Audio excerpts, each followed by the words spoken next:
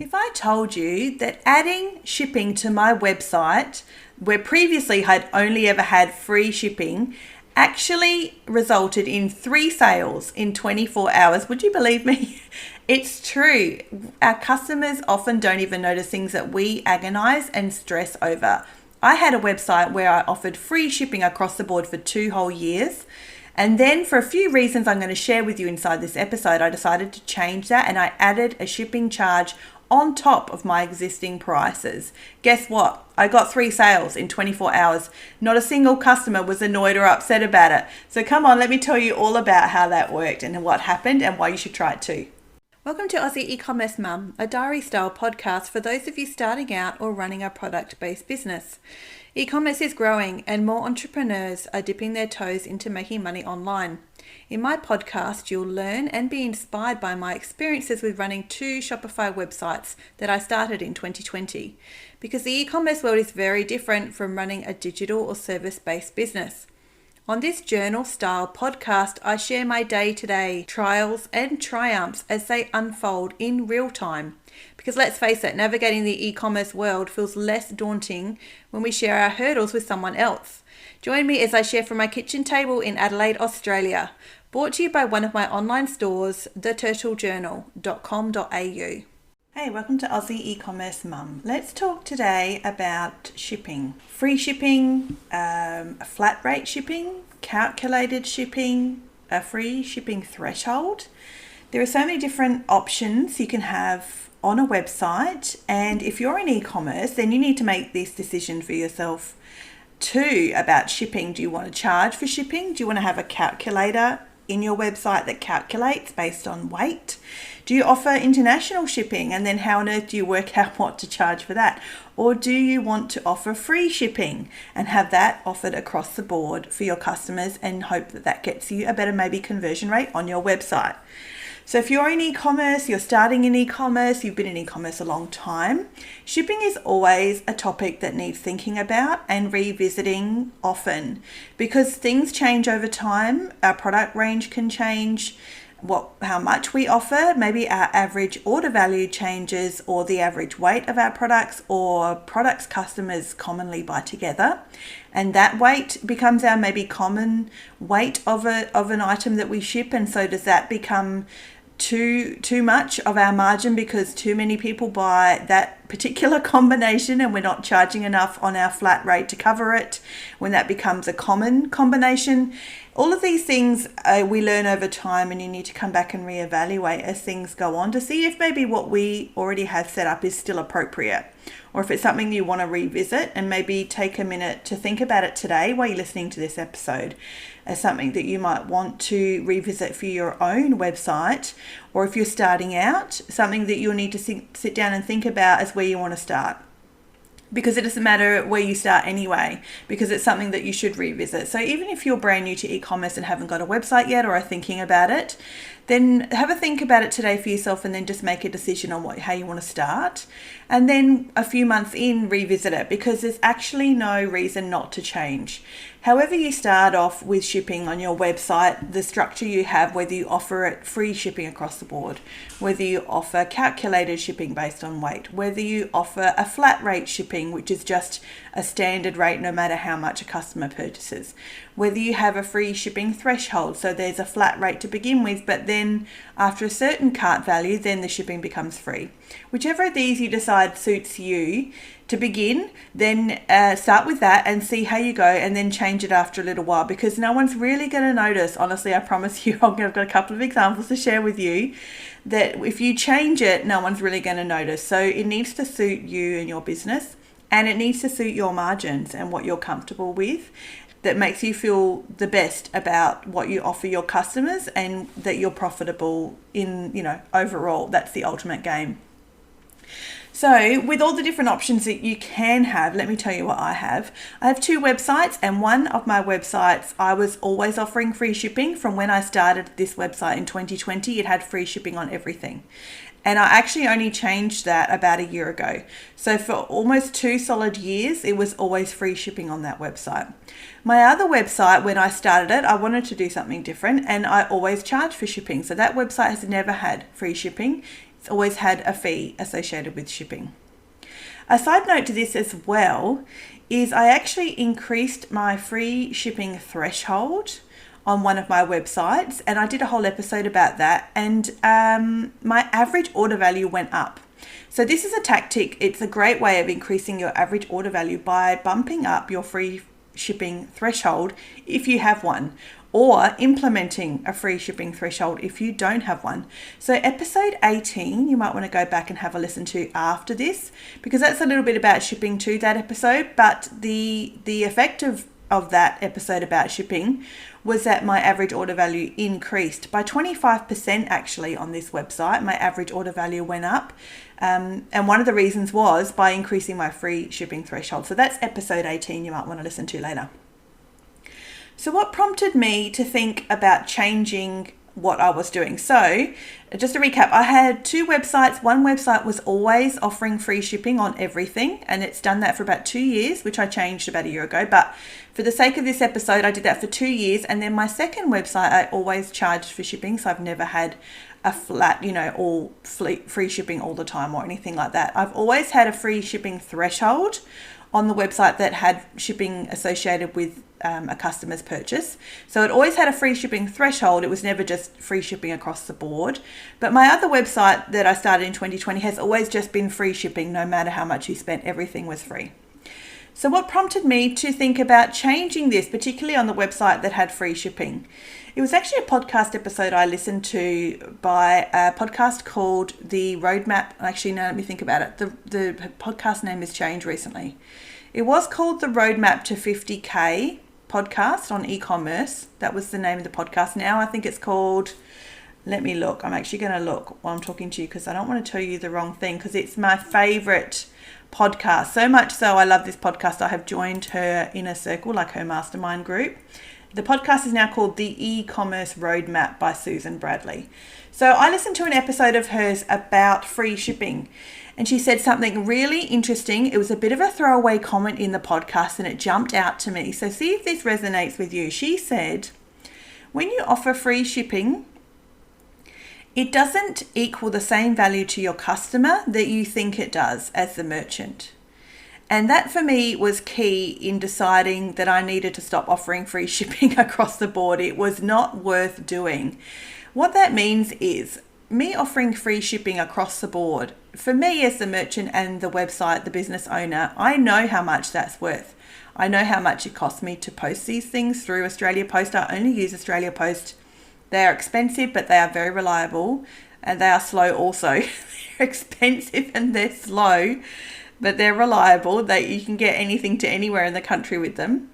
I don't know that I'll keep using them for, forever, but for now, that absolutely works in my favor. So I know how much it costs me to send products to my customers with Australia Post.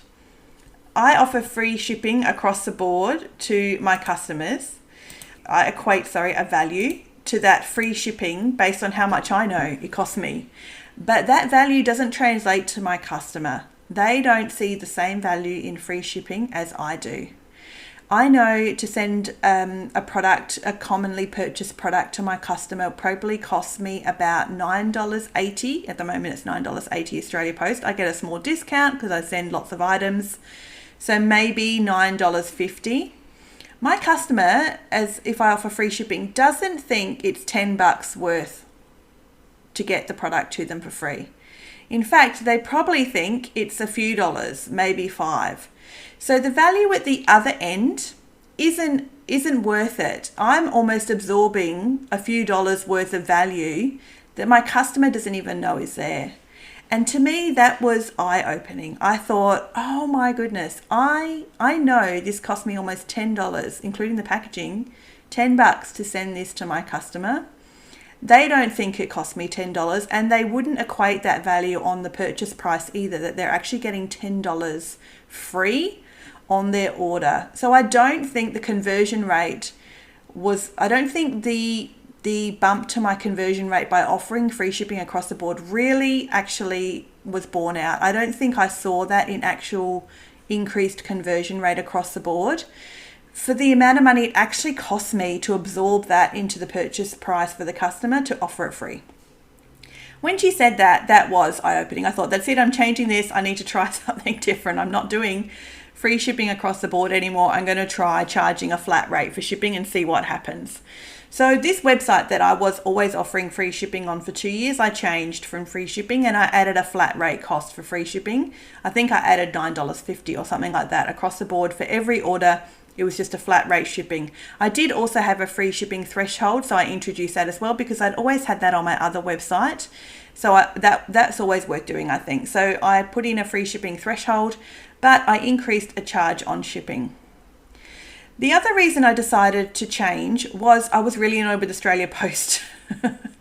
A little bit coupled with the same reason as what I heard on this podcast by Susan Bradley about the value not being translated to your customer of free shipping that it actually costs you to offer, was I was getting really annoyed with Australia Post. I'm feeling like I'm absorbing these increases in price and their increases in costs all the time to ensure I can still offer free shipping to my customers. So every time Australia Post put up their cost or their fees for shipping parcels, which is twice a year, pretty sure it's definitely at least twice a year, I was absorbing that. And every time I thought, they're going to increase their costs and their fees again, I felt that really icky feeling that it was my burden to absorb that cost for the customer. And I felt like I was taking the flack for Australia Post. That was really getting on my nerves.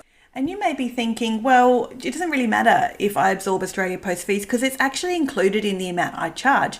So if Australia Post puts up their charge for their postage and their parcels, I'll just up my prices. So I'm actually not really out of pocket, except I would challenge you to think about that. Remember, even though you're absorbing the cost of Australia Post inside what you charge, so let's say your product costs you $20, you would charge customer. Australia Post is going to charge you 10, so you charge your customer 30. So you feel like across the board you're actually not out of pocket. But remember, I just don't believe the value of that $10 translates to your customer at the other end. And also then when Australia Post increases their fees, you're forced to increase your actual product prices, which I think is far more detrimental to your possible customer service and how your customers view you as a business, to increase your actual prices more often maybe than what you actually want to or what you really need to, because you're just trying to keep up with Australia Post. So I would still argue that including the fee of shipping inside you charge your customers is possibly detrimental to you, and it's worth considering splitting it up and pulling that fee, the postage fee, out of what you charge your customer for that reason too, because maybe you don't want to put up your prices constantly by a couple of dollars every 6 months or whenever Australia Post increases their fees. I think potentially doing that hurts you more than just separating out the postage fee altogether and letting that fee outside your product price increase more often based on circumstances outside your control.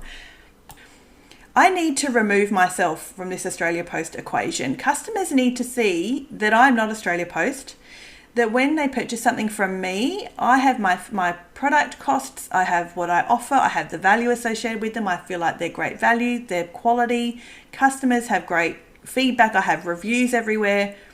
That's all the little parcel, the offering to my customers needs to be removed from what it is Australia Post decides to do.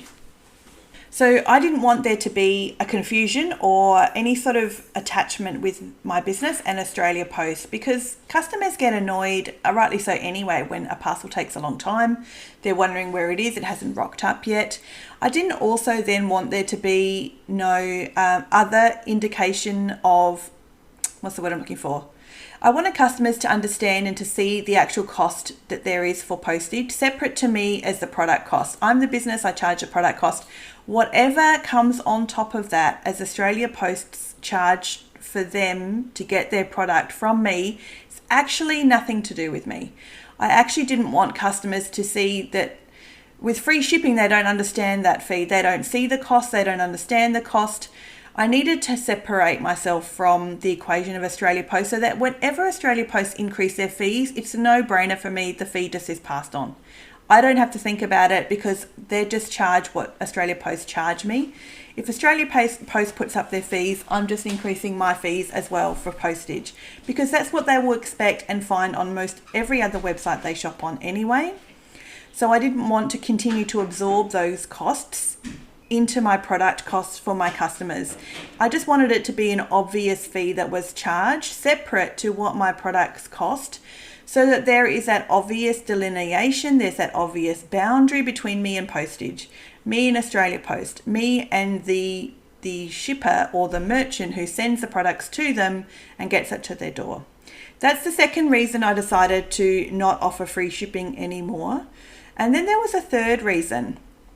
The third reason was that I also wanted to increase my free shipping threshold, because I found, like I sort of mentioned a bit early on, I found that a couple of my common combinations of products that people purchase, so customers would commonly buy certain products together, those made up my free shipping threshold, but they were costing me a lot to post.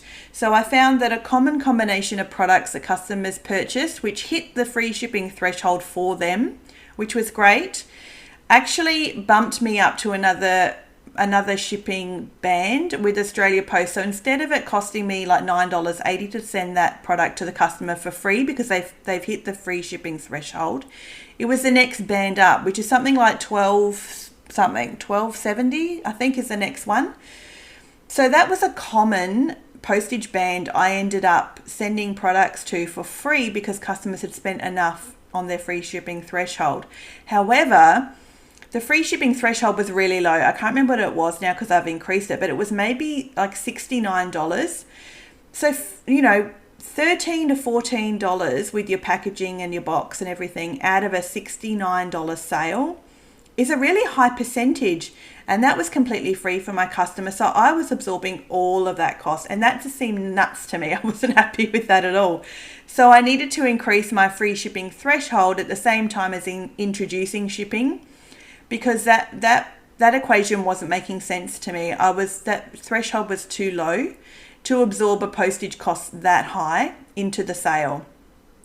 So I also decided to increase my free shipping threshold on both my websites. So one of my websites, the Turtle Journals, always had a free shipping threshold. So I just increased that threshold.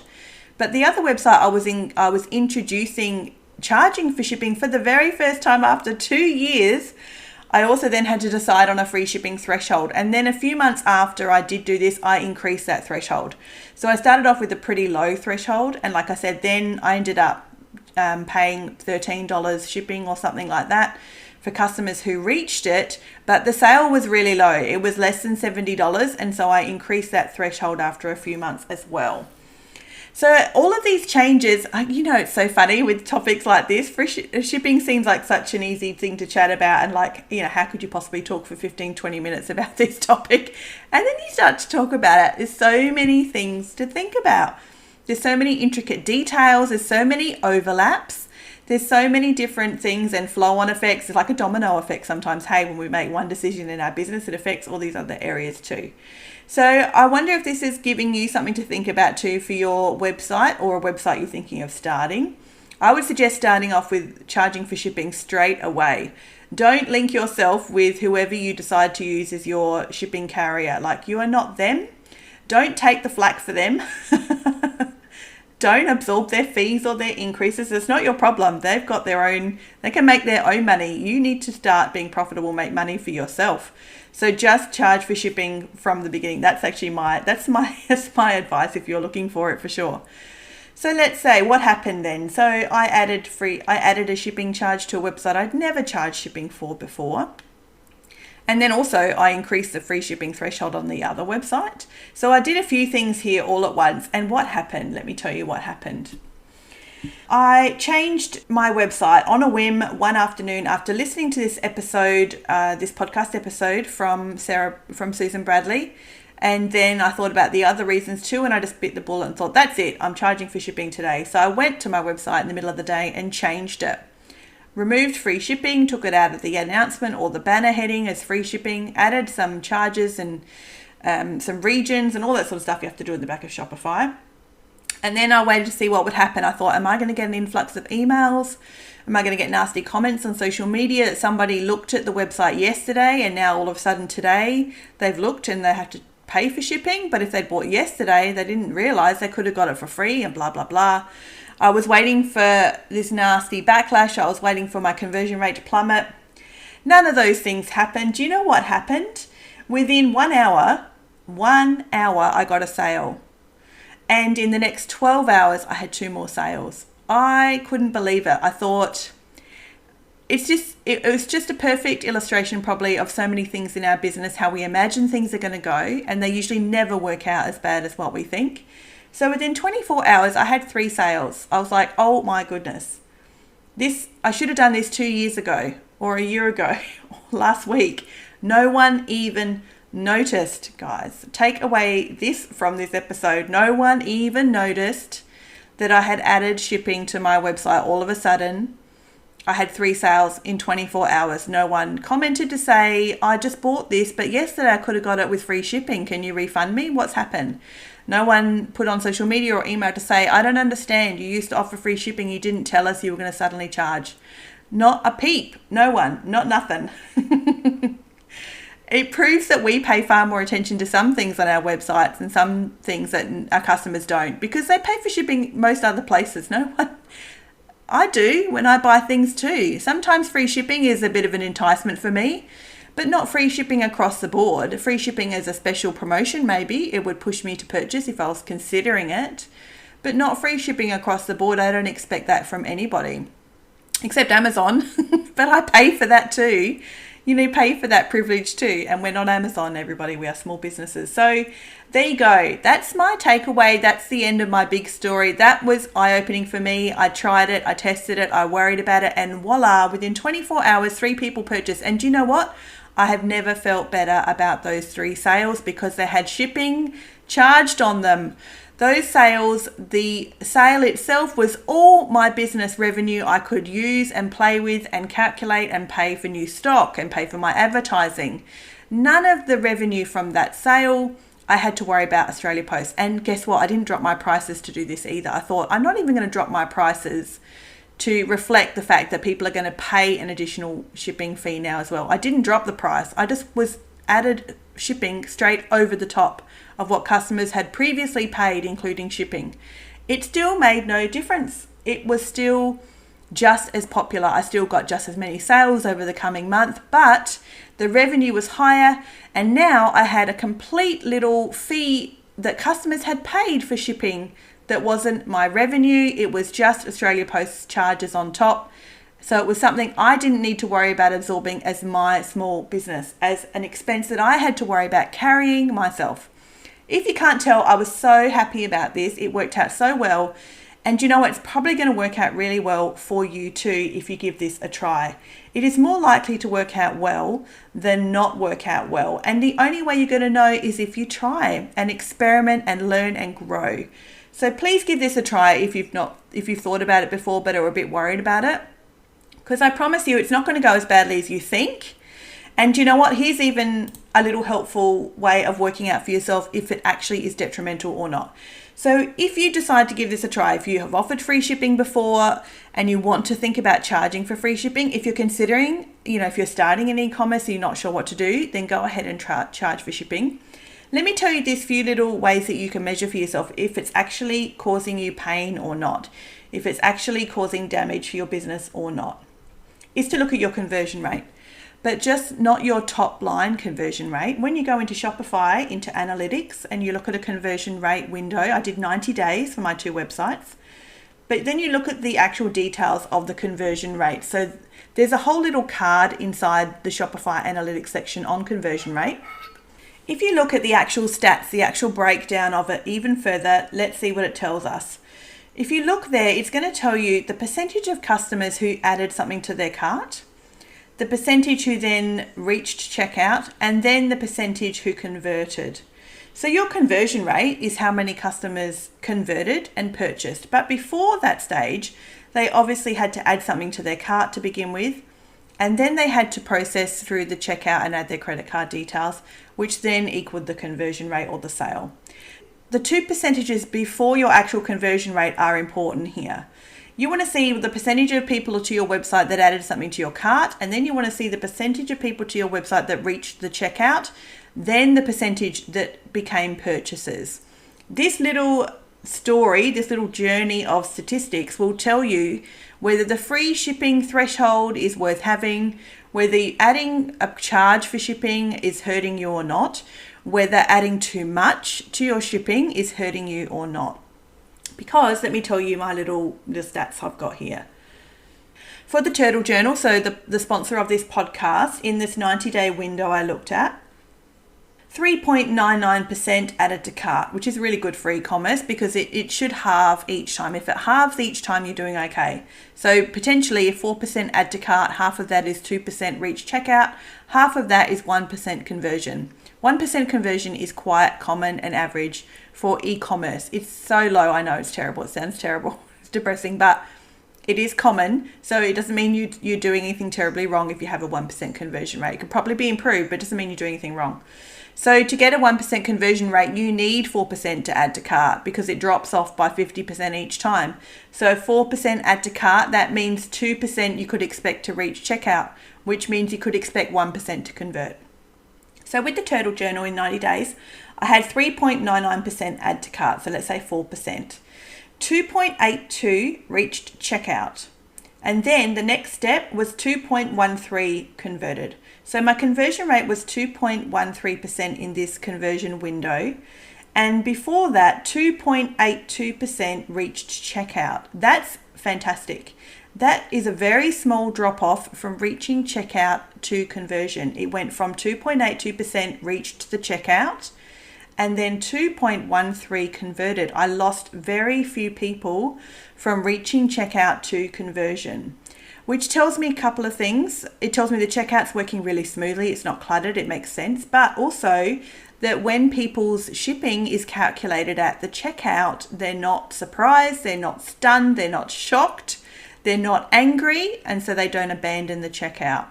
So if you're going to try adding shipping, if you're going to increase your shipping costs, if you want to increase a threshold or add a threshold, go ahead and do any of those things and then just keep an eye on your percentage between reached checkout and conversion.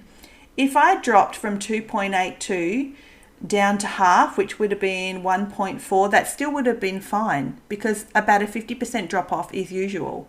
So anything within that window is okay if you're dropping by half each time. People add to cart, half the percent of that drop off to reach checkout, half the percent of that drop off to actually purchase a product. All of that's quite normal. So if you have any stats that are worse than that, particularly between reaching checkout and purchasing, then maybe there's something going wrong there on your final stage. Maybe your shipping is too high. Maybe they're surprised at the shipping too, because the other thing I did was also add the flat rate shipping cost to my website banner, not banner, the header, like the announcement bar. That's the word, the announcement bar. So I would suggest doing that too. I think that actually helped the small drop off between checkout and purchase was having the flat rate shipping featured in my announcement bar on the website. So that announcement bar also was sticky, so it scrolled, but it doesn't have to be. But you could also add it to your product pages so that every product page has on there what your flat rate shipping will be, so that anybody that adds to cart and then gets to the checkout is not surprised when they see what the shipping charge is. So that's something I would suggest that will help you too, by probably having less people drop off between your checkout and purchasing. And mine's really, really great. I'm so happy with that percentage. 2.82% of people to my website reached the checkout. And then from that, 2.13% converted and purchased. And a lot of that is to do with the fact they already knew what the shipping was going to be, if they'd paid attention. If they hadn't paid attention, then whatever it was I had charged was not too much. They weren't surprised, they weren't put off. I wasn't charging $19 or something like that. It was $9.50, or I can't remember, $9.80, $10.50, something like that. So it was a reasonable amount to expect to pay for shipping. That was my first website. The other website, this is interesting. The other website, I've actually changed something just from doing the research for this podcast episode. I literally jumped into the back of this website and made a change straight away. So these are the stats for my second website. Added to cart, the percentage was 2.99%, so lower, but 3% is still great. That's okay. Reached checkout, 2.38%, so that's pretty cool. There's hardly any that dropped off between adding to cart and reaching the checkout. And then sessions converted, or the conversion rate is 1.67, so still really strong. So 2.38% of website visitors reached the checkout, 2.38%. From that, it dropped down to 1.67% actually converted, which is still really good. It's still over half of that. If it been, what's half of 2.38? 1.15. 1.15% would have been still a good conversion rate at 50% of 2.38, but it was higher than that. It's actually 1.67. So I'm still happy with that. But you know what? I thought I could improve it. Based on my other website, I thought, I could probably bump that up a little bit. And then when I went to look at my website, just as I'm doing this episode, I realized I didn't have my flat rate shipping featured in my website announcement bar. I did have the free shipping threshold featured in the announcement bar. It says free shipping above whatever it is, I can't remember, $97 or something like that. But I didn't have the flat rate shipping featured in the announcement bar, so I just added it before recording this episode. And I'll see what difference that makes in the next 90 days to that conversion rate based off of how many people reach the checkout. Because now if they reach the checkout, they may be more aware of what the shipping cost will be for them, having seen it on the announcement bar at the top of the website when they're scrolling and browsing and shopping. So we'll see. So I'm not unhappy with those statistics at all, but it was just interesting. I thought, I wonder if I could bump that 1.67 up a little bit closer to the 2.38% who made it to the checkout, just by adding my flat rate shipping to my announcement bar, which I have on my other website anyway. So I made that small change. So that's that's sort of the examples I wanted to give you of some stats. So this is a reason for you to go ahead and try this, and then you've got a way of measuring the success or not to sort of help you maybe feel a bit better or not so nervous about, is this going to be detrimental to my website or not? Because there's ways that you can make sure it's not, and you can check, and then you can make changes if you feel like it's actually causing you a problem. I have one more example I want to share with you quickly before I go about my subscription box. I launched a subscription box only about a month ago. So from when you listen to this episode, it will be about 6 or 7 weeks ago. And I made a change within a couple of weeks already based on shipping. And I fell into my own trap of offering free shipping on my subscription box from the beginning. So my subscription box with the Turtle Journal is called the Turtle Treasure Box. And the cost of the subscription box is $39.90 a month, including shipping. That's what I pitched it as for June, and I had 5 subscribers for June join up. I was so happy. But 2 weeks later, one person contacted me and cancelled their subscription, which I'm sure is probably okay, but I'm brand new to this, so I was pretty gutted. But they cancelled because they felt like they were a bit ripped off. They got their products and they felt like for $39.90 it wasn't worth it for them. They're on a pension, it's really too expensive, which is all fine. That's perfectly understandable. And when I thought a little bit about it, do you know what? I reckon it was because the free shipping was included. So by having the shipping included in their subscription fee, this customer felt like, and when I think about it really objectively now as a customer myself, even when I was putting the box together, I was thinking in my head, does this look like $40 of value of products for my customer? And I was feeling a little unsure it looked like $40 worth of value. But then, wake up, Rachel. It's not meant to look like $40 of value. $40 is the cost of the subscription box, including shipping. This box that I'm sending to my customers should not look like $40 of value. Otherwise, I'm losing money everywhere. I'm losing money on the products I'm sending. I'm losing money by paying for the postage included in that fee. I was like, this is terrible. This is not the way to do it. I was actually really grateful for that customer in the end that she reached out to me, because I've changed it. For July, I've changed it, and I actually talked about this on my Facebook Live with my customers, and one of them commented straight away and said, yeah, totally, that makes great sense. That sounds like a good idea. So even my customers my existing subscribers understood why I made the change and thought it made sense too. Now, my subscription box costs $29.20, which is a bargain. I might add, now I'm thinking it's too cheap, but anyway, $29.20 plus shipping, which will get them to $39.90. So it still costs the same amount per month of $39.90. But my product cost, my subscription box, my little bundle of goodies, The value is $29.20. It's actually far more than that, but that's what I'm charging people, $29.20. And then shipping is on top of that, which is nothing to do with me, and that's Australia Post problem.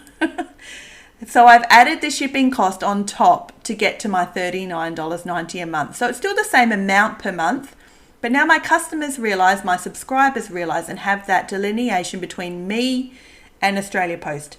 I'm charging them $29.20, and then the extra fee on top of their subscription every month is the cost that Australia Post, charges all of us to get things around the country. So in hindsight, I was so devastated when I got that email from my customer. But the more I thought about it, I realized even as I was putting my subscription boxes together, I was thinking, does this look like $40 of value in here? And I was a bit like on the fence about that. But then once I got the email from my customer, she cancelled her subscription. I thought about this a bit more objectively. And I thought, actually, it's not meant to look like $40 value. What am I doing? This subscription box is costing my customers $40. But shipping is in there too. They need to know that. My customers need to know that the shipping fee is separate to the cost of the subscription box. So that's when I changed it to the subscription box itself costs $29.20. The shipping fee is added on top at checkout, which gets them to $39.90. So when I'm putting my subscription boxes together, I'm thinking in my head this needs to represent a value of at least $29.20, and it's more than that. It's probably closer to $35, $40 of value, but that's actually what I need to be concerned with, is making sure the value is represented in the $29.20, not the $39.90, which I did in my first month, which is why I think a customer was upset when they received it, because they were expecting to see $40 of value, not $29 of value. So that's my other example, just as an encouragement to you that there really is a downside, probably more than you realize, in having your shipping costs all bundled up and absorbed completely by you as the business owner. And I would encourage you to consider splitting them out and really experimenting with having a separate charge rather than just having it all together and absorbing it. So yeah, I hope this has given you some encouragement to go ahead and look at this for yourself. Consider making a change, or to go back and look at your Shopify metrics. Hey, check out the percentage of your visitors to your website who added to cart, who then made it to the checkout page, which is where the shipping charge is featured. And then how many from that point at initiate checkout dropped off to purchase. Between checkout and purchase, what's that conversion rate? What's that percentage? And what does it tell you about your website? And what changes can you make? So thanks for joining me. I hope my Diary Style podcast is an encouragement for you as we spend this time together in e-commerce. It can be so lonely, hey, e-commerce. If you don't have other people that you chat with, that you catch up with in your day-to-day life that are doing the same sort of thing you are, I hope this is a bit of an encouragement for you as I share my real-time challenges, real-time triumphs as we go day-to-day in growing our product businesses. Head to my website and you can say hi to me, send me an email. I'd so love to hear from you at aussieecommercemum.com.au. As always, keep learning. I'll see you next time.